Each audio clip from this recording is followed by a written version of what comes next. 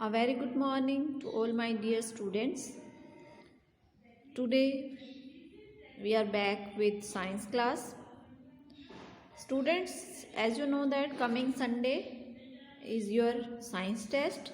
The syllabus of this test is chapter 4. So yesterday we have revised question 1 to 4. So today we are going to revise from question 5. This is chapter 4.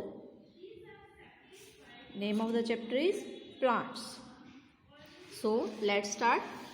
Our fifth question is write the function of a stem in a plant.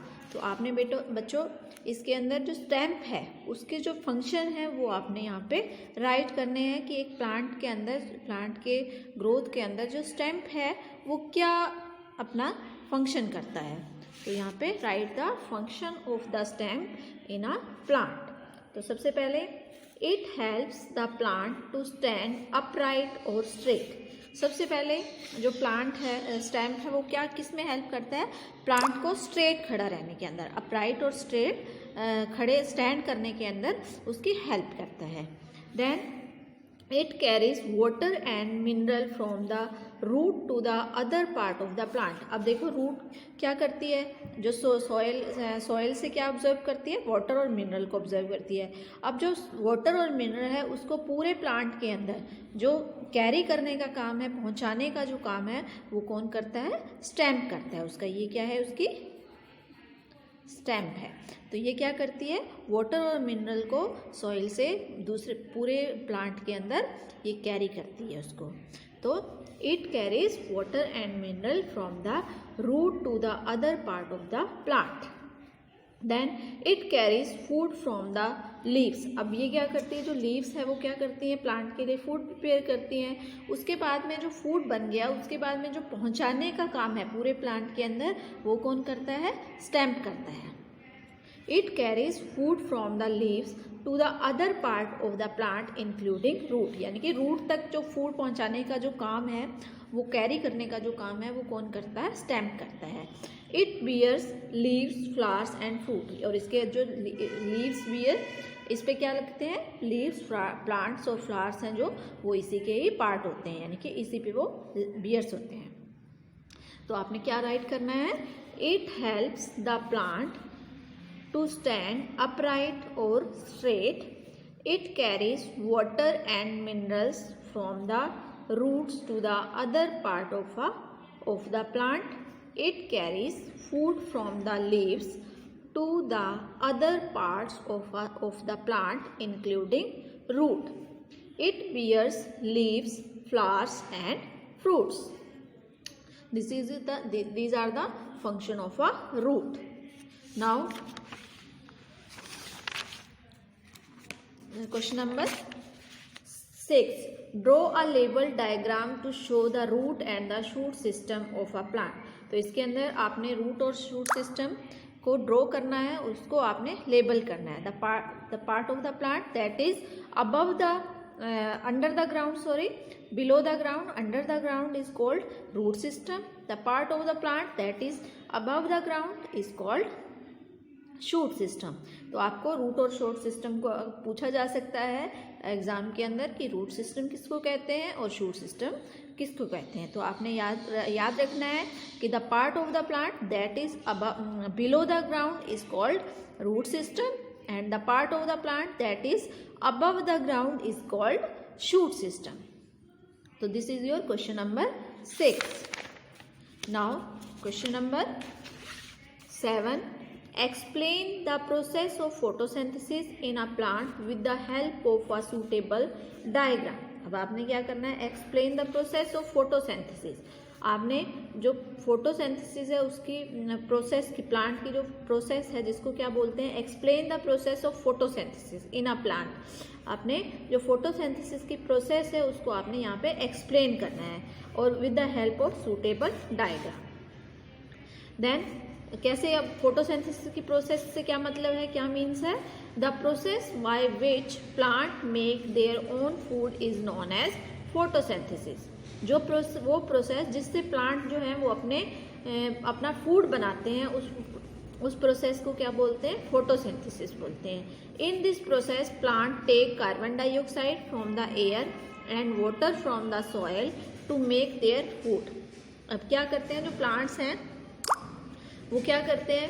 अब food बनाने के लिए carbon dioxide कहाँ से लेते हैं? From the air से, और water from the soil to make their food. Now in the presence of sunlight and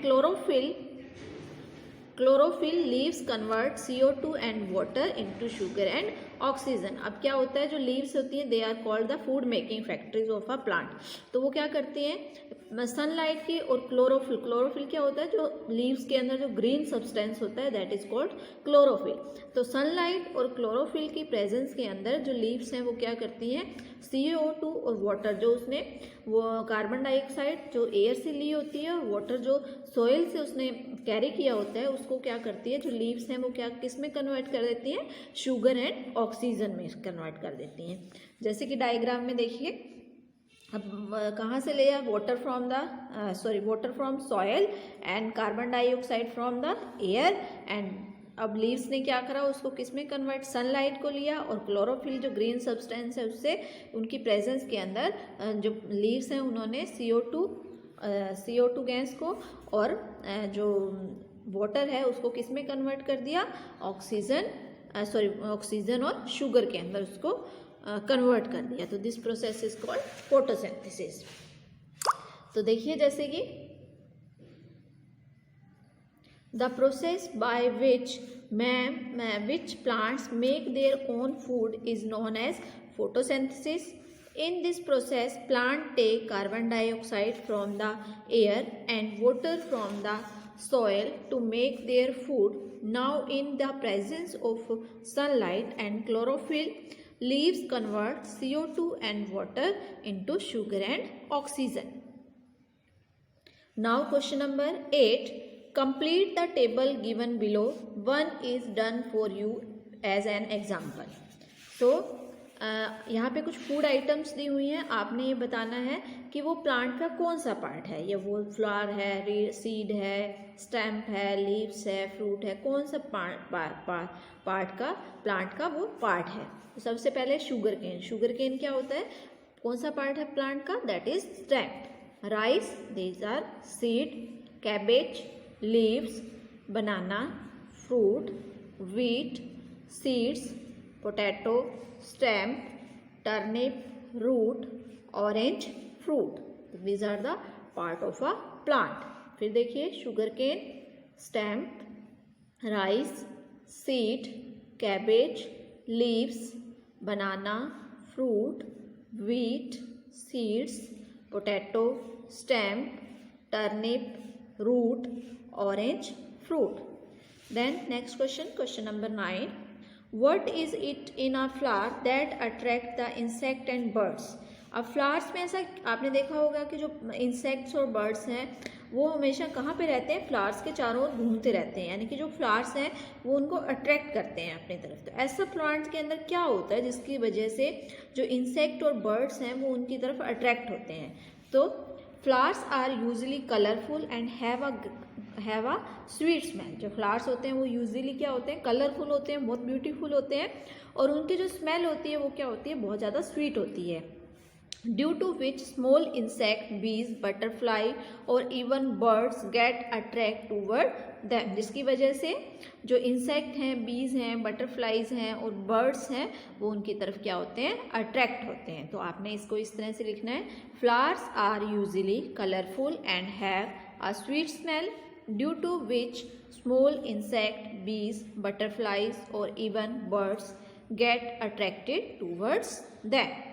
So students, these are your question number 9. This is your question number 9. So today your homework is that you will learn question number 5, 6, 7, 8 and 9 of chapter 4. The name of the chapter is plants. That's all. Thanks for watching this video.